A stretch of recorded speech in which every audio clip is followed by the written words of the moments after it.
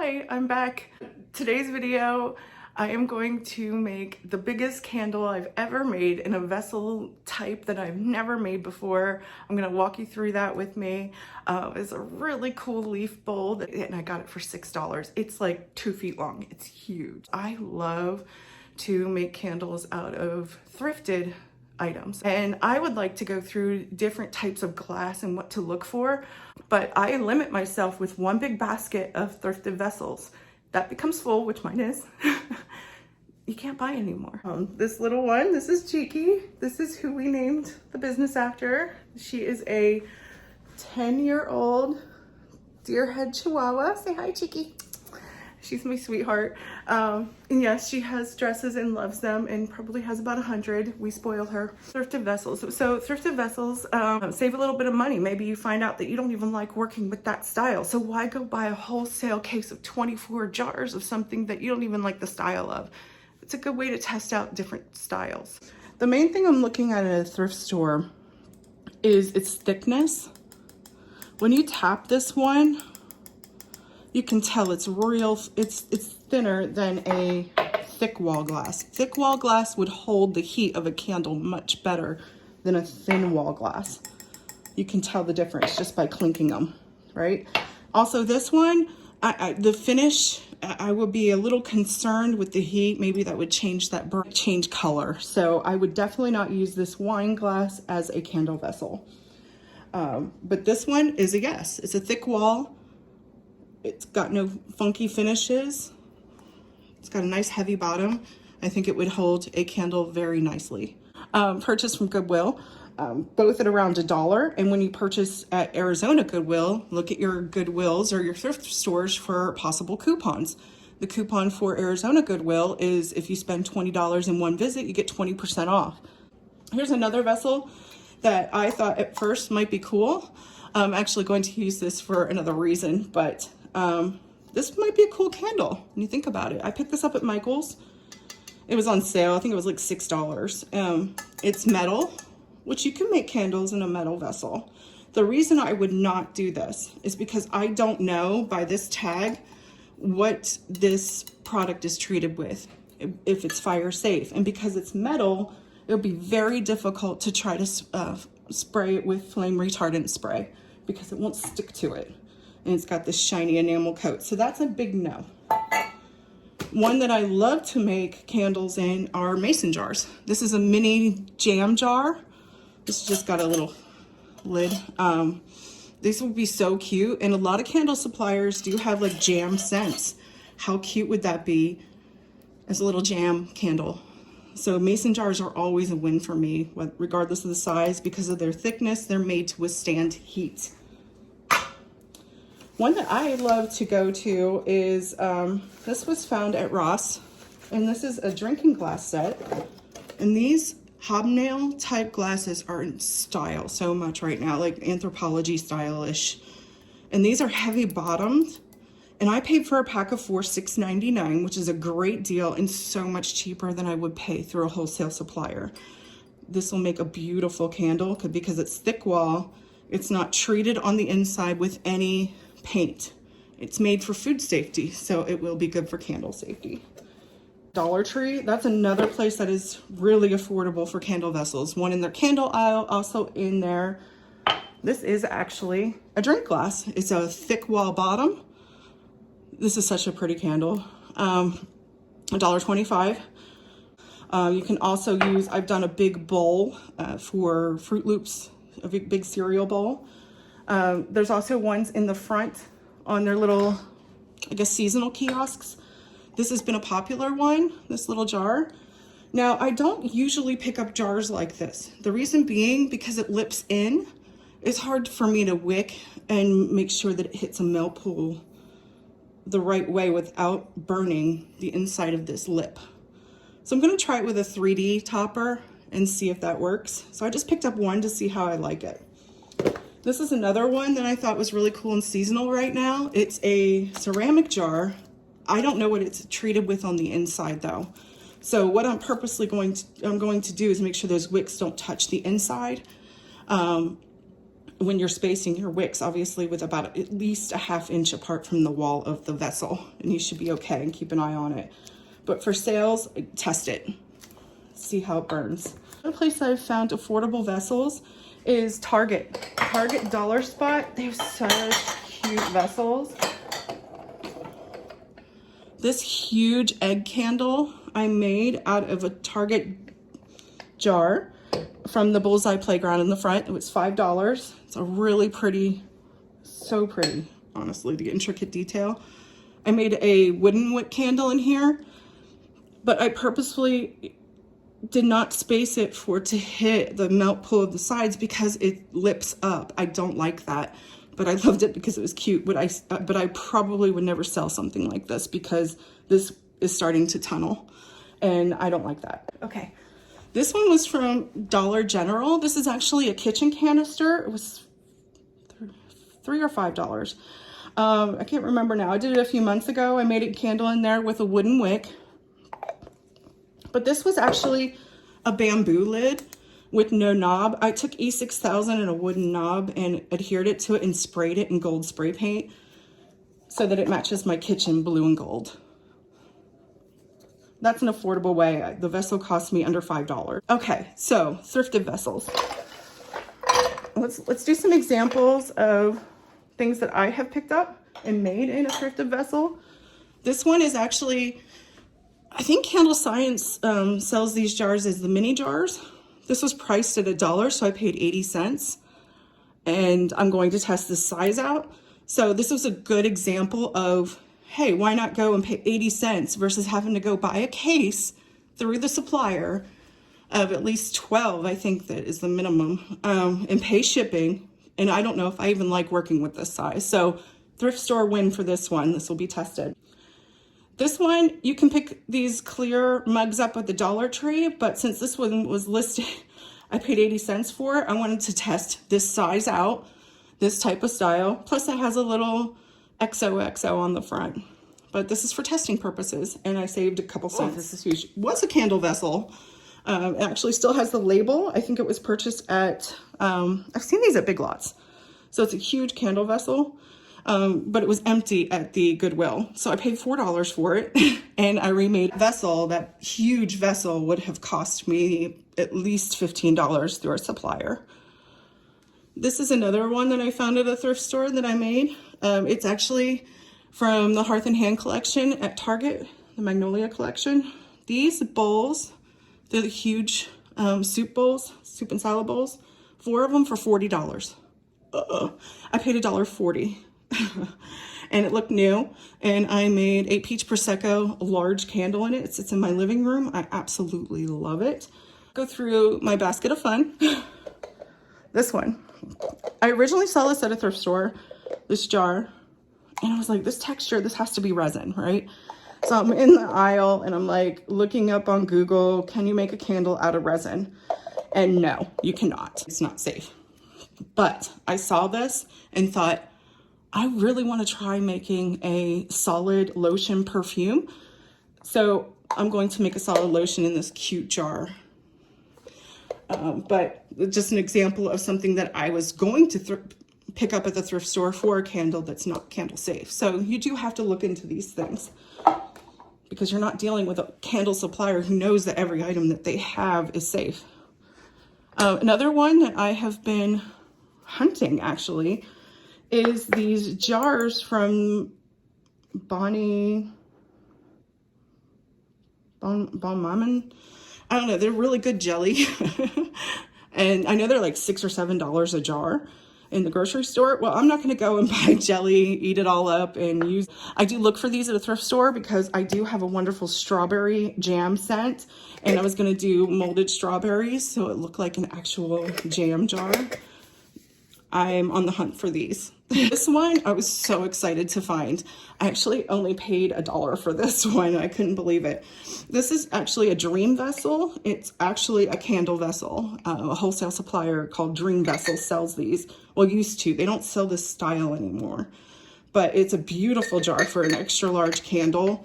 And it's got this honeycomb pattern, iridescent glow. I'm going to make a oatmeal milk and honey candle out of this one. This one is going to be a terrarium. These are all over Goodwill. They're thick walled, huge. I think they were used for like vase fillers. So it's going to be at least a 35-ounce candle, if not more, probably 50. But I'm going to do 3D molded succulents and make it a terrarium candle. I can't wait to prototype this one because I want to use this in my future line. So I paid $3 for that. That would cost me with a supplier at least $12 each. This one is actually a old Bath and Body Works candle jar. Just clean that out. A good way to clean these, if it does have wax residue, you can either put it into boiling water, make sure the water is lower than the actual jar, not above, or put them in the oven at 175 until that wax melts. Pour it into some foil or something like a bag and then toss it. But great for another, I'm going to do mini terrarium style. Before I order from a supplier, I want to see how this works. Cost me about $1 versus with a supplier, it would be a couple dollars. A great way to test those jars. This one is a thick wall drinking glass. It's not treated on the inside. I thought that'd be a really cool candle, masculine type candle, maybe.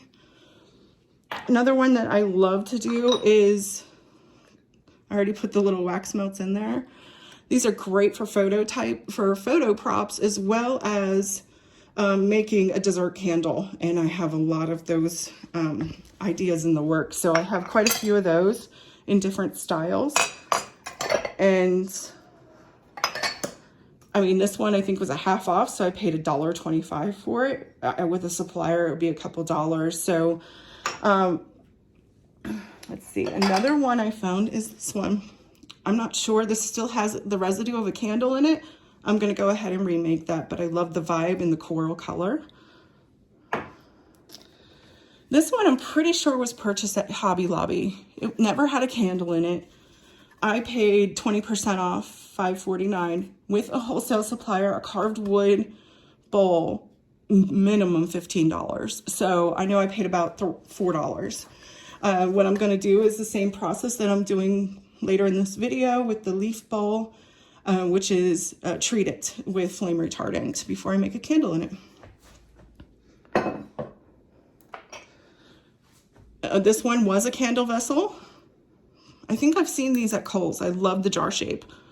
So I'll just refill it. This one is actually another Hearth and Hand collection. It was 20% off that. It does have this cream on here, but I thought it could be kind of funny. This is for my personal use. I look for these pour spouts a lot. I like to make massage candles. So this is perfect for it. I will not sell massage candles just because of the softness of the oils, and shipping would be a nightmare. But I do them on a per order basis with local pickup. This one was from Crate and Barrel. I found this for $3 at the thrift store. It's pretty big.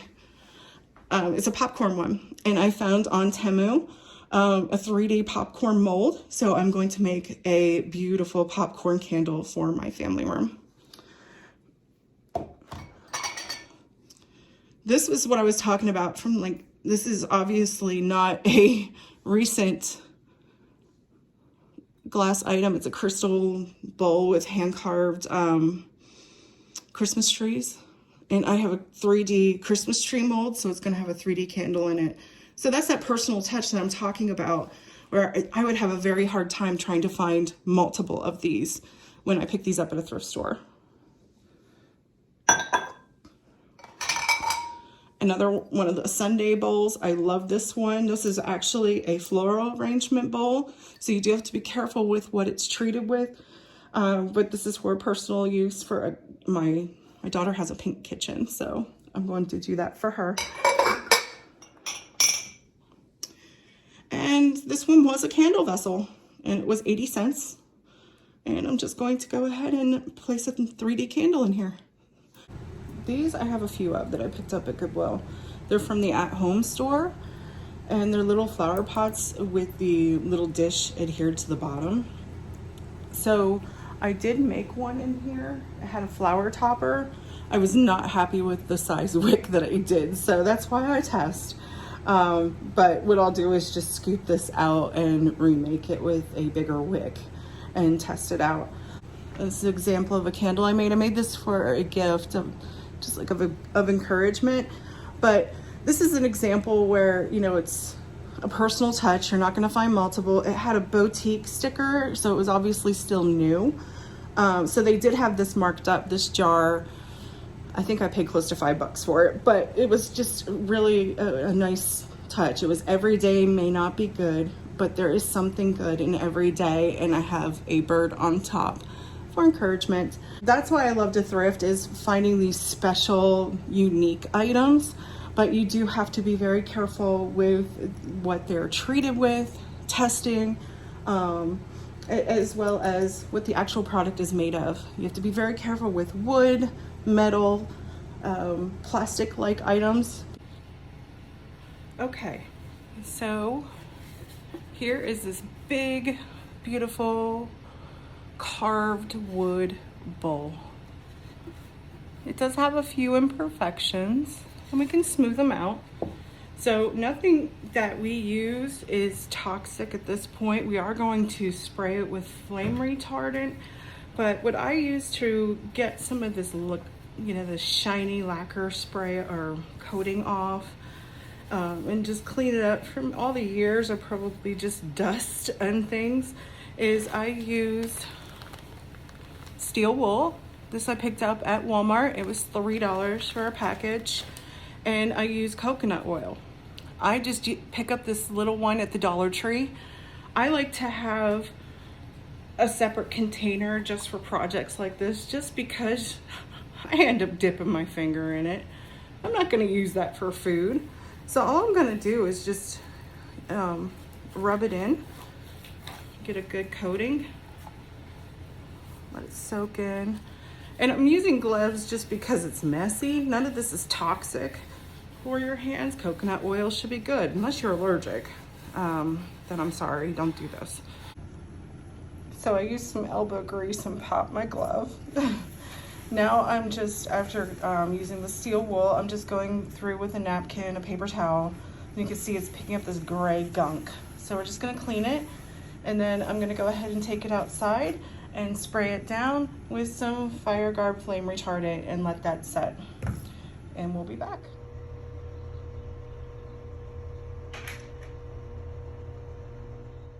See, the bowl I took outside and sprayed with the fire guard about 2 times, and then let it sit out in the Arizona heat and fully absorb. Then I wiped it down with a paper towel. And now what I'm doing is taking wick stickers and lining them up where I want my wicks. The rule of thumb is between an inch and 1.25 inches apart. So this is going to take quite a few rows of wicks. I'm using Dollar Tree wooden skewers to line them up. This bowl is nice because it does have the groove. We're taking the stickers off and adding wicks. These wicks, actually, this is just from my stash. It came in a kit that I had from a while back. With something that is shallow like this, because it's only about 3 inches deep, you're gonna wanna space out more wicks. So this bowl has a total of 16 wicks in normal size. So I would say these are about a CD12. So we'll continue doing this, and then we'll get into melting the wax. Okay, this really does look weird. I had to use multiple sticks to try to keep these suckers standing.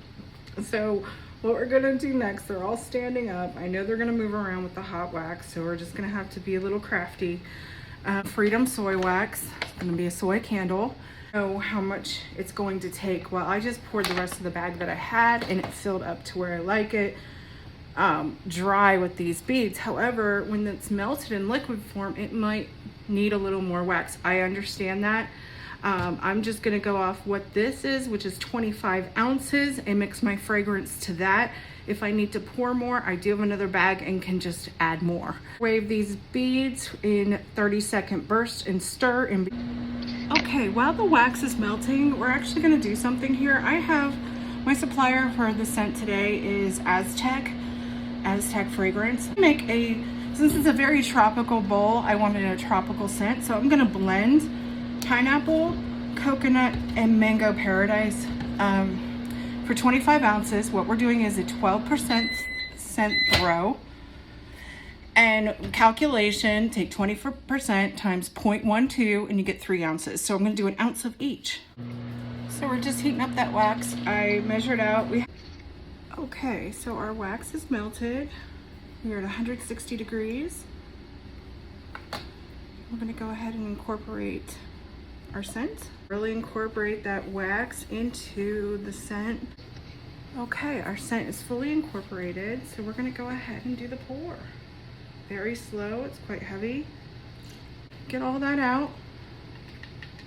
Good thing I lined my countertops with paper towels because I am a very messy candle maker. Okay, so I'm just gonna line these up because they did move. So I did get some wax over here. That pour was quite messy. It happens, but the bowl is so stunning. We'll come back in a few hours after this is set. And so I'm just checking on it. It is hardened. I started to trim wicks, but then I noticed these little bubbles. And a way to fix that, this is so common with soy wax, is to just run the heat gun over it and clink down your vessel, and it'll resettle and get those bubbles out. So we'll work on that in a moment. So we ran the heat gun and it got those bubbles out, those clumps, and it's resetting. We'll come back in a few hours. It's looking and smelling so good. Okay, here it is lit. It's all complete. It's burning like it should. And it smells wonderful and it's huge. I absolutely love it. So I hope you're inspired to make a unique candle. And I will be back shortly. My next video will be making and sharing my bath bomb recipe. So thanks for watching. Have a great day.